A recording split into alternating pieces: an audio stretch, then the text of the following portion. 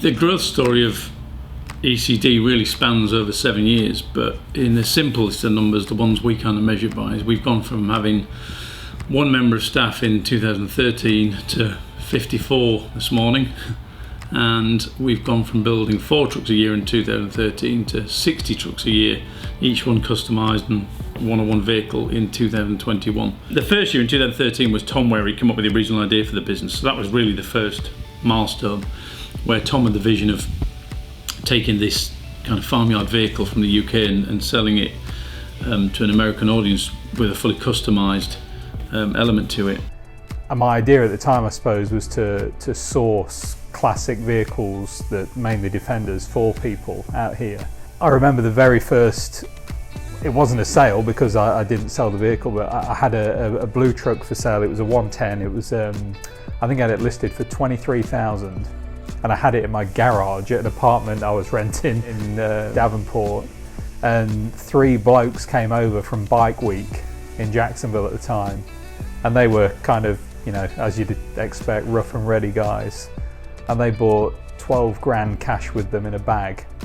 And they were just kind of wafting it at me, saying, you know, this is all you're going to get for it. And anyway, the deal didn't go through, but I remember thinking at the time, this isn't what I want E.C.D to be. I kind of quickly went from just sourcing vehicles to customising them, because America wants custom. It doesn't want kind of off a menu like we do in Europe. It's more custom. Our trucks were more simple, much more simple, and they would be more sympathetic restorations. So we decided that we wanted to put something in that was reliable and something that could be used every day by every member of the family. 16 was the biggest milestone. I suppose 2 major things happened in 16. One is we introduced the GM drivetrains. We went with the LC9 to begin with, then the LS3, then the L92 for California, now the LT series, and we keep tweaking them, adjusting them, tuning them to get more power out of them and keep advancing them for the trucks. And then we also added, we trebled our production space that year as well. We took on an additional big space of about 8,000 square foot, and we added more production space. So 16 was fairly significant. 18 was when we introduced the RRC.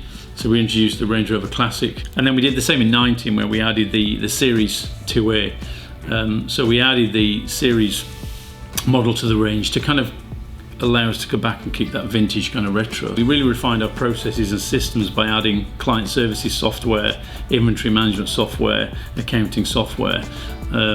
So we really did start to move from that small sized business to medium sized business in those 3 years. 2020 was probably one of the most significant milestones, where we added our electric drivetrain options. So we added the Tesla drivetrains, and that was significant really in completing our drivetrain options. I think really today it's a bit of a monster, E.C.D is. It's certainly, it is what kind of, it's hard to say because you would never have envisaged this on day one, but it's kind of the direction that I envisaged. It's just obviously become a lot bigger than I ever thought it would. I think now E.C.D is the go-to name for Defender, Range Rover series, anything kind of classic. E.C.D is the leader, and that is where I always wanted it to be. You know, 2021 and beyond, we're working on now with some significant increases in production space and some extensions to the brand to make it more regional and local and accessible to potential clients and existing clients. So they were really the milestones that took E.C.D from where it was in 2013 to where we are today. Because where we are now, we like I said, we are the go-to for anything Defender, Range Rover or series, because of our, you know, the quality of what we do. I think I would like to become that for anything British and classic. So be it E-types, Astons, MG even maybe, anything kind of, you know, like I said, British classic cars. So across the board, electric, V8. I think we're certainly heading there, and we've taken on a couple of projects recently that we obviously haven't announced yet that are going to kind of push us in that direction. But I think that's where we'll end up.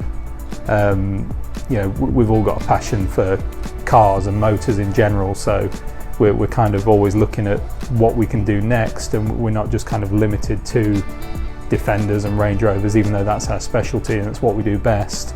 I think we can easily transfer that, with the team we've got especially, into marques like the classic Jaguars and Aston Martins.